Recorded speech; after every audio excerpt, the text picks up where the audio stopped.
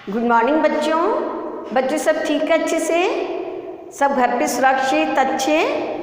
बच्चों देखो, हम जो है हमने कितने चैप्टर पढ़ लिए हिंदी में सरिता बुक के। हमारे 16 चैप्टर आज हम पढ़ने जा रहे हैं। चैप्टर नंबर 17 नीति के दोहे। काय के दोहे? नीति के, अर्थात जो सच्चाई है, सच है और जिनसे हमें शिक्षा मिलती है। आज हम उन कबीरदास जी के दोहे पढ़ रहे हैं। तो बच्चों ध्यान से देखना, और मैं पढ़ा रही हूँ। अगर आपको इस दोहे में कुछ दोहा समझ में नहीं आता है तो आप मेरे व्हाट्सएप नंबर पे दोबारा पूछ सकते हो।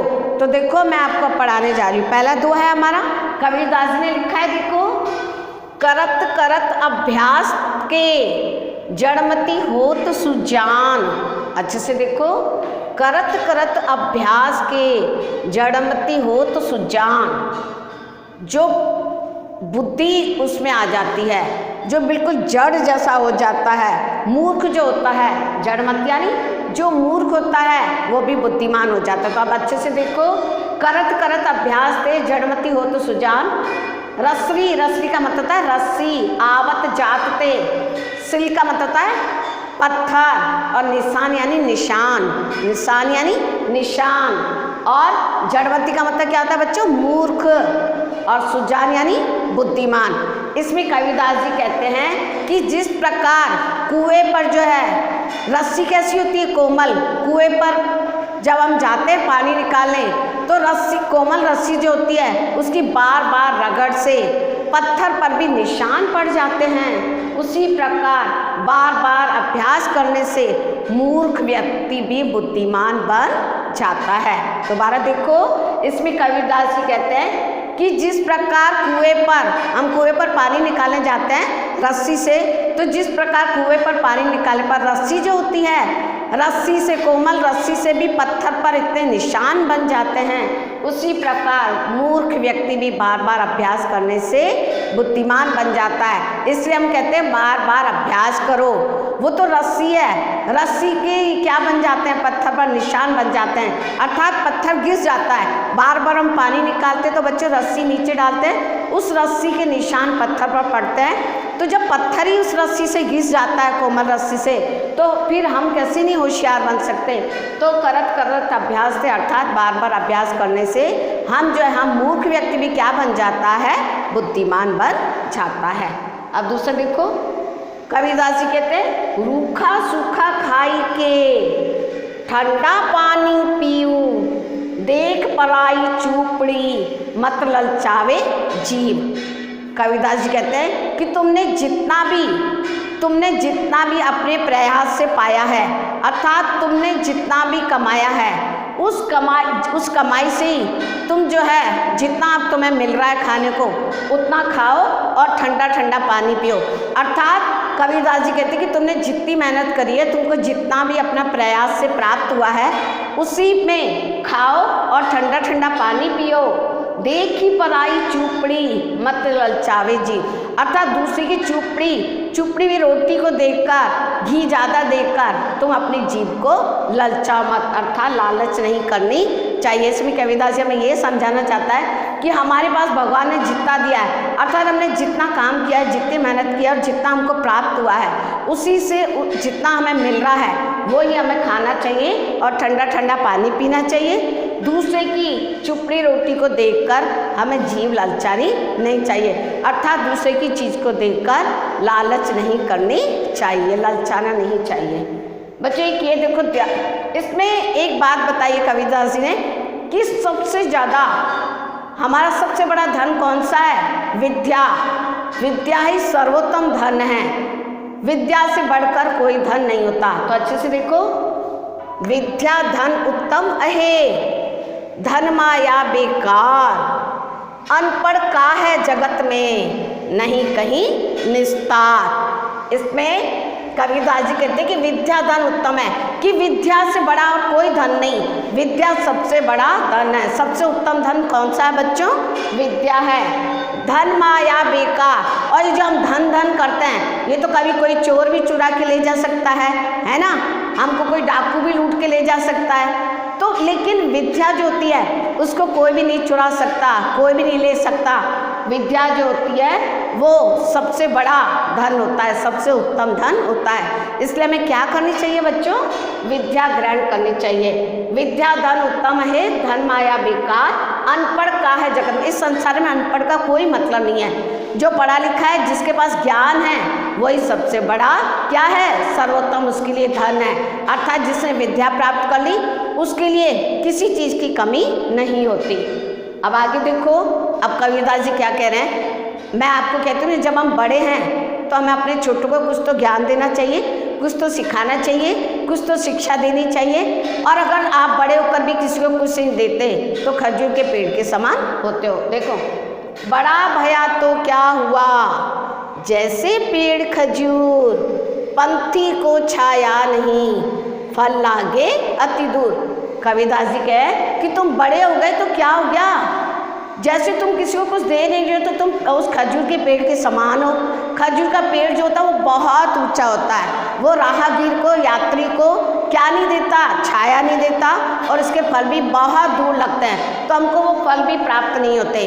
तो कबीरदास जी कहते हैं कि जिस प्रकार खजूर का पेड़ हमें छाया नहीं देता है और हमें इसके फल नहीं मिलते हैं, उसी प्रकार तुम्हारे बड़े होने पर अगर तुम किसी को कुछ नहीं देते तो इसका कोई मतलब नहीं है। यानी तुम खजूर के पेड़ के समान हो जब हम किसी को कुछ दे नहीं सकते।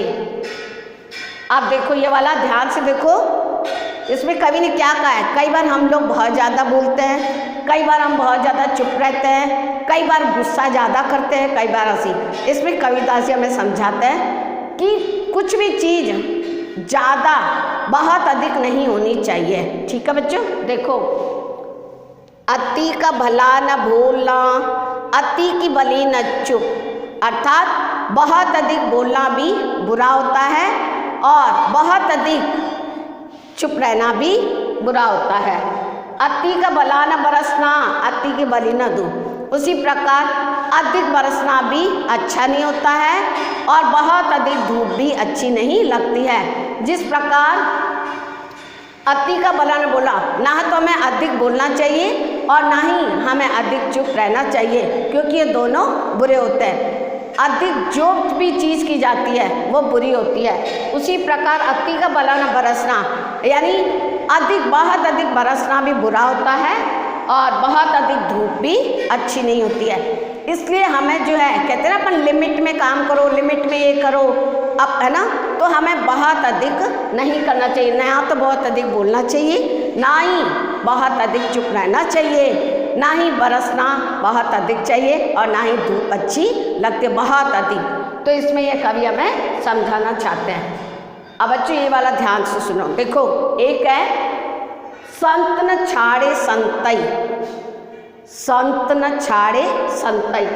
जो संत जो होता है, जो संत पुरुष होता है, जो सज्जन पुरुष होता है, वो अपनी अच्छाई कभी नहीं छोड़ता है। संत न छाड़े संतई, अर्थात जो सज्जन जो होता है वो करोड़ों दुष्ट में कार्तिक मिले असंत, उसको करोड़ प्रकार के दुष्ट पुरुष भी मिल जाए लेकिन वो अपनी अच्छाई कभी नहीं छोड़ता है। दोबारा देखो, संत न छाड़े संतई, कार्तिक का मतलब करोड़ों, मिले असंत, असंत का मतलब था दुर्जन, दुष्ट लोग। इसमें कवि कहते हैं कि संत न छाड़े संतई, कार्तिक मिले असंत। अर्थात कवि जी सज्जन पुरुष होते हैं, वो अपनी सज्जनता को, अपनी अच्छाई को कभी नहीं छोड़ता है, चाहे उससे करोड़ों प्रकार के दुर्जन या दुष्ट व्यक्ति ही मिल जाए। जो अच्छा व्यक्ति होता है वो कभी भी अपनी अच्छाई को नहीं छोड़ता है। मलय भुजंगई भूतिया, शीतलता न तजन। अर्थात चंदन के पेड़ से, भुजंगई का मतलब था सांप। क्या होता है बच्चों? सांप। क्या होता है? सांप। चंदन के पेड़ पर कितने सांप लपेटे हुए होते हैं, फिर भी वो अपनी शीतलता, अपना ठंडापन नहीं छोड़ता है। दोबारा देखो, सज्जन को चाहे करोड़ों दुष्ट मिल जाए, सज्जन को चाहे कितने ही करोड़ों दुष्ट मिल जाएं, लेकिन वो अपनी सज्जनता अर्थात वो अपनी अच्छाई नहीं छोड़ता है, अपना भला, लोगों का भला करना नहीं छोड़ता है। उसी प्रकार चंदन के पेड़ पर कितने ही सांप लपेटे रहते हैं, लिपटे हुए रहते हैं, लेकिन चंदन अपनी शीतलता नहीं छोड़ता है। आया बच्चों समझ में इसका? अब देखो, अपन सब कहते हैं मैं तो ऐसी जाति का हूँ, मैं तो ये ऊंचा हूँ, मैं तो ये हूँ, तुम तो गंदे लोग हो, तुम नीची जाति हो। इससे कोई फर्क नहीं पड़ता। व्यक्ति के कार्य, व्यक्ति के कर्म बताते कि हम किस जाति के हैं, है ना, किस कुल के हैं। अगर हम अच्छे हैं, अच्छा काम कर रहे हैं तो हम अच्छे कहलाएंगे। अगर हम ऊंचे कुल के होकर भी बुरे काम कर रहे हैं तो फिर हम बुरे बन जाएंगे। तो इसमें देखो बच्चों, ऊंचे कुल का जमनिया करनी ऊंच न होए, अर्थात ऊंचे कुल का, तुमने ऊंचे कुल में जन्म तो ले लिया पर तुम्हारे कार्य जो है वो अच्छे नहीं है। यानी अगर तुम कार्य अच्छे नहीं कर रहे हो तो सुब्रन कलश सुरा भरा साधु निंदा होए। लेकिन अगर हमारे कर्म ऊंचे नहीं हैं बच्चों तो फिर ये वही बात हुई कि जैसे सोने के कलश में, सोने का जो कलश होता है, लोटा जो होता है, उसमें अगर हम जहर भर दें, बुरी चीज़ें भर दें, शराब भर दें तो फिर उसकी क्या होती है, साधु लोग, सज्जन लोग उसकी क्या करते हैं, बुराई करते हैं। क्या करते हैं बच्चों, बुराई करते हैं। यानी सोने का लोटा होने पर भी अगर हम उसमें जहर भर दें, कुछ बुरी चीज़ें भर दें, शराब भर दें तो साधु उसकी क्या करेंगे, बुराई करेंगे।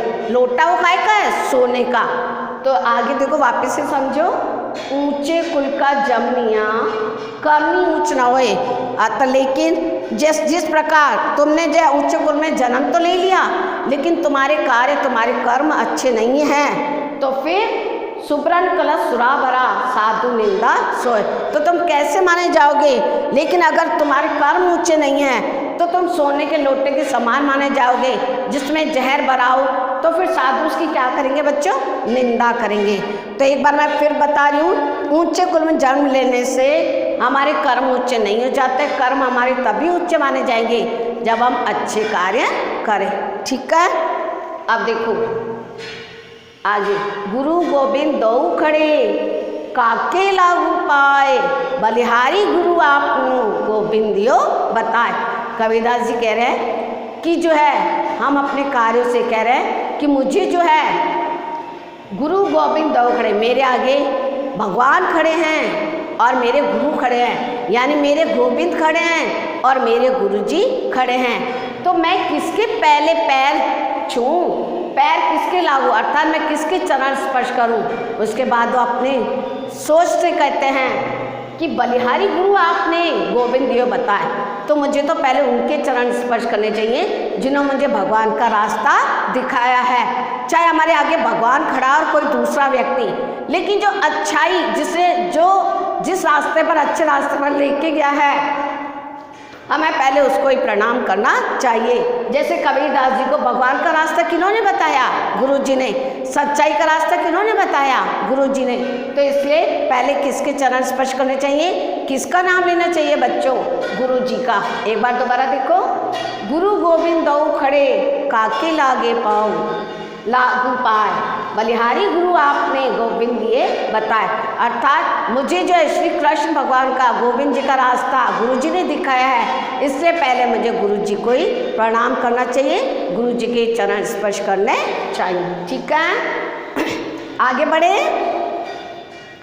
साच बराबर तप नहीं, झूठ बराबर पाप, जाके हृदय साच है ताके हृदय आ।